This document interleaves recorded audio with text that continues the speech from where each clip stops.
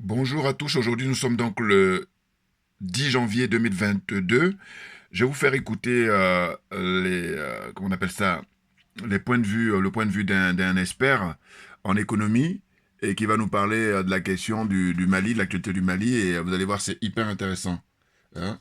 Je vais vous faire écouter ça et puis je crois que c'est hyper important la période historique que nous vivons et le peuple malien mérite notre soutien à tous sans exception, évidemment. Et c'est très clair que là, voilà, je vous fais écouter ça.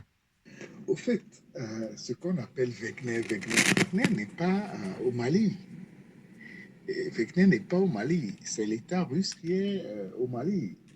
C'est l'État russe qui fait de coopération militaire avec les Maliens depuis la nuit des temps.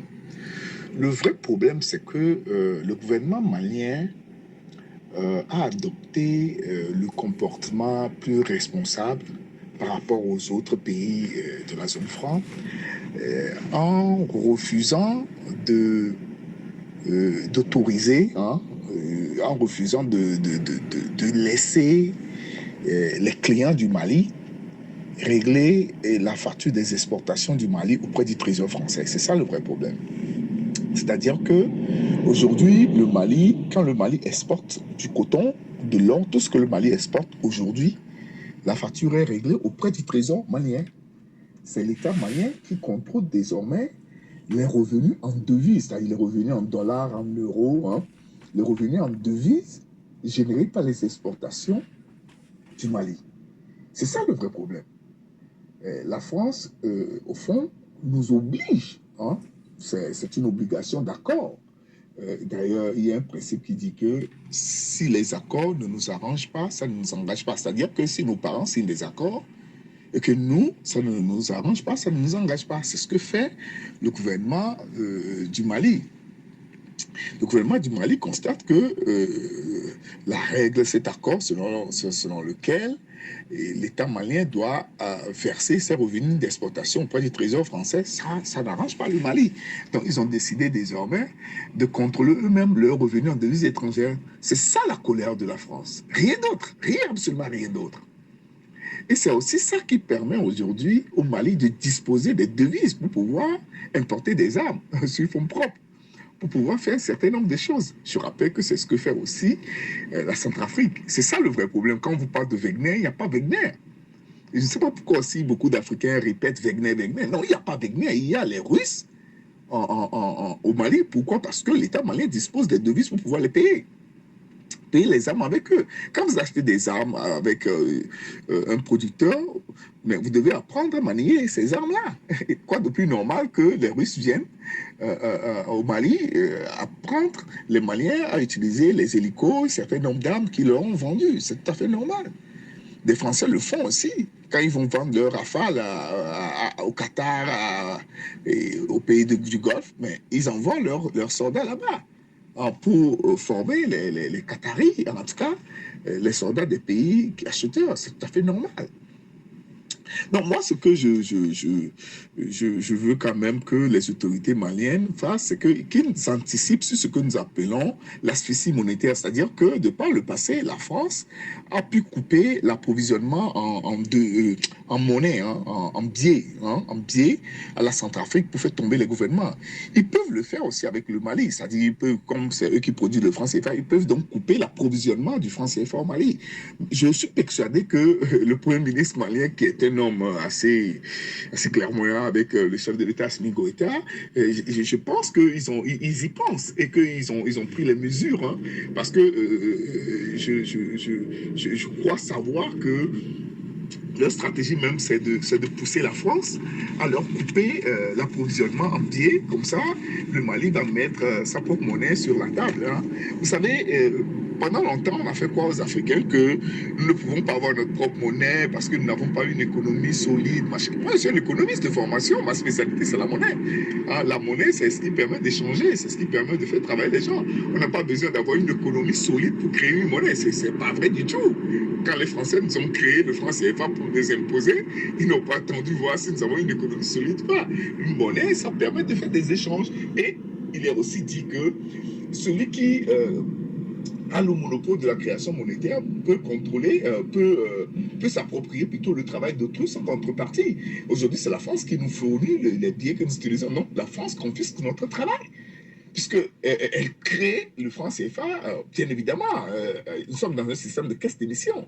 La France crée le franc CFA à partir de nos revenus en devises étrangères, mais c'est une escroquerie. C'est-à-dire que nos producteurs du coton, par exemple, ils produisent du coton, on exporte le coton, c'est payé en dollars. Voilà, la France récupère ces dollars-là et puis nous crée le franc CFA en contrepartie. C'est une escroquerie. Et ça, le gouvernement malien dit, on ne fait plus ça. Maintenant, à la France de rompre l'approvisionnement du franc CFA. Pourquoi la France ne veut pas faire ça? Parce que si la France fait ça, rompt l'approvisionnement du franc CFA, tout d'abord, ça va pénaliser ses propres terroristes. Puisque c'est avec la même monnaie, le franc CFA, il finance ses propres terroristes. Donc la France ne veut pas, en tout cas, couper l'approvisionnement du franc CFA à l'État malien.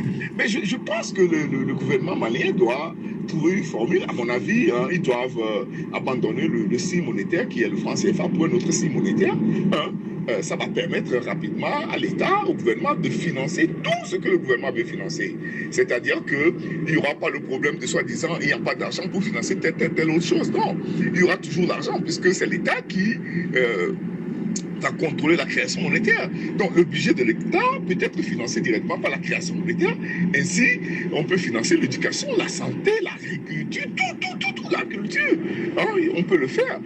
Contrairement à ce que certains disent, il y aura l'inflation. Non, c'est pas vrai du tout. L'inflation n'est pas liée à la création monétaire. Pas vrai. Ce n'est pas vrai du tout. L'inflation est liée plutôt à la rareté des biens achetés. Ouais, des biens de marchandises, ça, les marchandises achetées. Si les marchandises font rares, ça dit s'il n'y en a pas sur le marché, le prix va augmenter, c'est tout à fait normal. Ce n'est pas dû au fait que il y a beaucoup d'argent dans l'économie. Pas vraiment, c'est pas vrai du tout. La preuve, c'est que quand on vient nous prêter de l'argent, on ne parle pas d'inflation. Pourquoi nous, quand même, on va créer nous-mêmes pour satisfaire, pour financer nos besoins, et on va nous parler d'inflation, vous voyez. Donc bref, c'est ce que j'aimerais aussi ajouter, que l'État malien doit anticiper sur la possibilité que la France a provoqué ce qu'on appelle l'asphyxie monétaire, a coupé l'approvisionnement en francs CFA au pays, et donc que le gouvernement malien anticipe. Moi, je pense qu'à l'heure actuelle, ils doivent déjà créer leur monnaie et qu'ils doivent mettre dans la banque centrale au repos au cas où la France coupe l'approvisionnement du franc CFA. Ils vont mettre leur nouveau signe monétaire en place en faisant une unité du franc CFA égale à une unité du nouveau signe monétaire, et vous verrez que le Mali se développera plus vite même que la Libye, puisque le Mali est potentiellement plus riche que la Libye.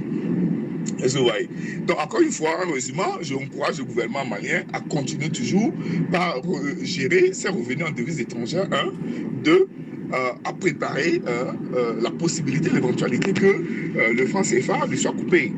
Et par conséquent, à anticiper sur ça, à avoir sa propre monnaie, qu'ils doivent mettre de côté, et si jamais ils coupent le franc CFA, qu'ils mettent leur monnaie en circulation. Je pense aussi que ils peuvent mettre leur monnaie en circulation sans attendre que la France coupe l'approvisionnement du franc CFA. Pourquoi? Parce que en mettant leur monnaie en circulation, en faisant vraiment un travail de sensibilisation, en mettant leur monnaie en circulation, ça va handicaper les terroristes, ça va handicaper lourdement les terroristes.